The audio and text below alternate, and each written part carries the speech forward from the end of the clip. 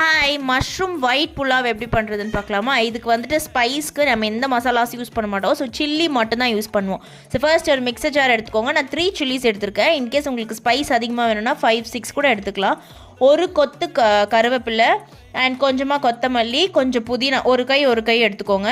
கொஞ்சமாக இஞ்சி, பூண்டு அண்ட் வந்து மிளகு. இது வந்து நல்லா பேஸ்ட்டாக இந்த மாதிரி அரைச்சிக்கோங்க. நெக்ஸ்ட்டு 1 கிளாஸ் ஆஃப் அரிசிக்கு 2 கிளாஸ் ஆஃப் வாட்டர் ஆட் பண்ணணும்.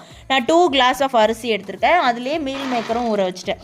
நெக்ஸ்ட் வந்து 2 பேக்கெட்ஸ் ஆஃப் மஷ்ரூம் இந்த மாதிரி வாஷ் பண்ணி எடுத்துக்கிட்டேன். 4 அனியன்ஸ்.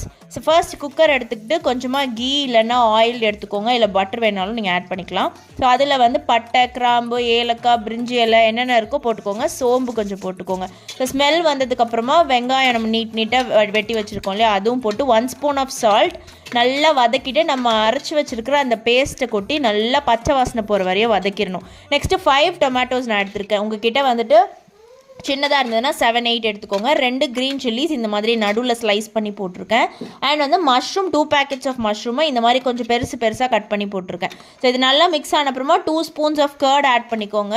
நெக்ஸ்ட்டு வந்து உங்களுக்கு தேவையான அளவு கல்லுப்பு போட்டுக்கோங்க. நெக்ஸ்ட்டு வந்துட்டு அரிசி ஊற வச்சுருக்கோம் இல்லையா, மீல் மேக்கர் அண்ட் அரிசி ரெண்டுத்தையுமே போட்டுட்டு 1 கிளாஸ் ஆஃப் தேங்காய் பால், மீதி 3 கிளாஸ் தான் வந்துட்டு நான் வாட்டர் ஆட் பண்ணியிருந்தேன். ஸோ போட்டு விசில் போட்டால் ரொம்ப நல்லா இருந்தது. எப்படி இருக்கு? புலாவ் தாண்டி அது. ட்ரை பண்ணிவிட்டு எப்படி இருக்குன்னு சொல்லுங்கள். பாய்.